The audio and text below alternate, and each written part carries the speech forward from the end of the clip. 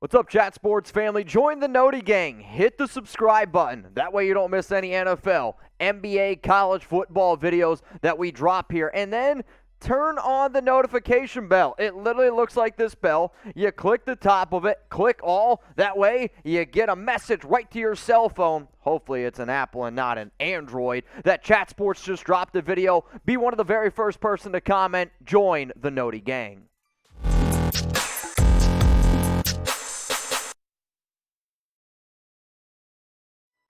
You're watching NFL Daily, Mitchell Renz, Chat Sports. And before I get into the latest NFL news and rumors, because we got some juicy stuff to talk about here, today's show is presented by our good friends Manscaped. Head on over to manscaped.com/chat. Use promo code chat, 20% off and free shipping on the best male grooming products out there. 4th of July is right around the corner, and I think we all want a big bang. We're talking about fireworks here. Make sure you use the promo code. Get yourself set up. Now, the first thing that we're going to be talking about here on today's show is the latest around Deshaun Watson. And so far, what we know is Watson's hearing began on Tuesday, and it will continue into Wednesday at least. The jointly appointed disciplinary officer, Sue Robinson, is hearing the case, and the decision timeline is still not yet known. When the deal that the Cleveland Browns made to bring Watson over in that humongous trade, they gave him $230 million in terms of guaranteed money. When you give that type of money and you give those type of guarantees to a quarterback, you're anticipating him being able to play. The issue is we still are kind of in this purgatory state where we don't know if Watson's going to be suiting up week one. We don't know if Watson's going to be suiting up this season. We don't know if Watson's going to be suiting up ever again in the National Football League. So where things stand right now, the NFL wants an indefinite suspension, which I don't 100% disagree with. Watson's lawyers are arguing for none. The NFL will reportedly accept the decision. So we're going to see what exactly ends up happening here, but a lot of interesting stuff. But what I want to know from the Chat Sports watchers and hopefully the Noti Gang as well, because we are an interactive YouTube channel, and I get it. These are the type of topics that a lot of people don't want to talk about, but they are important topics to talk about now and years past, and we're going to continue to bring it up because, guess what? It's NFL news and rumors, y'all. So why for yes and for no should Watson be suspended? I'm going to say my why for yes. I believe that he should. If it was up to me, it would be an indefinite suspension. But when you look at the current quarterback room here for Cleveland, if Watson's out, a lot of people are like, oh, well, Baker Mayfield will just play. Yeah, that ain't happening. I'm sorry. It's going to be Jacoby Brissett. He's going to have to fill in. And over the past 2 seasons, he's done a okay job down in Miami. Hell, I remember when he was with New England. I remember when he was with Indianapolis. You're not going to get a world beater by any means. What you're hoping that Brissett can do is come in the game, be a game manager, put the ball in Nick Chubb's belly, put the ball into Ernest Johnson's hand, maybe Kareem Hunt's still there, find your receivers, and not turn over the football because they have arguably one of the best offensive lines in all the NFL. They have arguably one of the best running back rooms in all the NFL, and their defense, on paper, is top 5. So with Deshaun Watson potentially being suspended, how many games do you think it ends up happening? Major shout out to Matthew Peterson, who's the guy that runs our Browns show here. And he had a really interesting note that, all right, you got Deshaun Watson, big-time NFL quarterback, and the NFL, it's dollars and cents. And the fact that the Browns don't have a prime-time game the first 8 weeks, I was like, well, they definitely think that 8 weeks is going to happen. I also think, though, the fact that he's only getting $1 million this year, to me, says he's going to get suspended for the entire 2022 season. That's what my gut feeling is. I believe it's definitely warranted, but I also said I could see an indefinite suspension. So I'm going to type 17. So one of the other things that we're going to be breaking down here on today's show is PFT. They released a Blockbuster trade, and I'm not talking about Blockbuster trade, a 3-way trade. I've never had a menage a trois, but this would be pretty interesting if you ask me. You got the Browns getting Jimmy Garoppolo, the 49ers getting draft picks via Carolina, and then the Panthers receive Baker Mayfield. Now, usually when trades like this happen, I should say they don't really happen, 3-way trades in the NFL, but they are fun to talk about. It is June, and what do y'all think about it? Is it wild? Who would end up winning this deal? Who says no? When you look at that deal, do you think the 49ers say no, type SF? What about the Browns, CLE? Or if you think the Carolina Panthers say no, I want you to type CAR.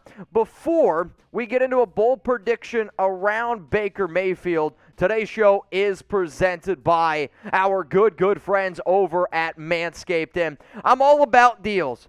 I'm all about trying to look halfway decent as well, and studies have shown that women care not only about how you look, but they also care how you smell, and it's been 100 degrees down here in Dallas. All I want you to do is take your hand, put it down there, sniff it. If it doesn't smell good, you should get some ball deodorant, you should get some ball toner, and you might want to clean up your George W. Bush because 4th of July, it's right around the corner. You got to use promo code CHAT because usually the performance package here is $121.94. I'm all about trying to cut things down, not only your Bush, but also the prices. So for $95.99, maybe you missed Father's Day. Maybe you just want to get yourself something nice in the summertime. I promise you, you're going to love the products here at Manscaped. It's manscaped.com/chat. Now, Baker Mayfield, he might have used these Manscaped products at some, we'll call it, parking lot at one point in his life. But you know what? Baker, 3-team trade would be pretty interesting.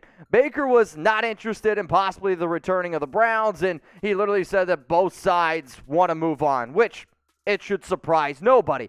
Here's the issue, and it's one of the reasons why I hate when teams give out the 5th-year option. It's now fully guaranteed. The Browns did that. He's due to make $18.86 million in 2022. The contract is the issue. If a team wants to come in and take on his contract, then there's no issue. The issue is there's no NFL team out there right now that wants to pay Baker Mayfield $18.86 million. So when you talk about the Baker trade, that's part A. It gets also really confusing because not that nobody wants to pay Jimmy Garoppolo, but 1 year, $25.5 million for Jimmy G. He's a game manager, and there's nothing wrong with that. I'll also say that he's a leader, and when he's in that huddle, you have to be able to give the man some respect because nobody is ever going to say Garoppolo is a top 10 quarterback. At least I don't believe so. But 2019, 2020, 2021, he's been in the Final Four, if you will, for the NFL 2 out of those 3 seasons. Do the 49ers have a good team? Yes, absolutely. But you still have to get there, and Garoppolo has done that, and we always judge quarterbacks based on wins. Well, he's winning football games, isn't he? And then you talk about the Carolina Panthers and the 3-way trade. Well, this is just ugly, man. Sam Darnold looks like the Grinch without green fur. You got Matt Corral. P.J. Walker was a good story. I did like Matt Corral. He was my number 1 overall ranked quarterback entering this offseason. Then he ended up getting injured. I had Malik Willis at number 1. Personally, though, if you're Carolina and you're trying to compete, you can't have these quarterbacks in your room. I can also understand that Carolina might be like, well, maybe we're not trying to compete. Does a 3-way trade actually make sense? The final thing that we're going to bring up here on NFL Daily presented by Manscaped, Terry McLaurin. McLaurin's got a lot of money to go out and get some Manscaped products after he signed a brand new deal. 3 years, $70 million with $53.15 million guaranteed. And the last time that I talked about a McLaurin deal on a Chat Sports programming show, I said that I anticipate him coming in just a little bit less than Stephon Diggs. I compared both of these receivers. I thought they were both very similar. He didn't get as much money, but he got more guarantees, which, shorter years, less money per year. McLaurin's contract looks like this, $23.33 million a year. When he first came out of Ohio State, and when you look at his numbers, they're not going to jump off the page, but I'll also say this. If you put Terry McLaurin on a team, not named the football team, not named the Commanders, and had halfway decent quarterback play, you'd get a lot better production. He's been stuck in a very difficult situation. I am curious to see what he does with Carson Wentz, but 3 years, $70 million, $53.15 million guaranteed, an average of $23.33 million. I want you to grade this deal. A, you absolutely love it. It is a phenomenal deal for both sides. Type A. B is good. C is average, D is bad, F is fail.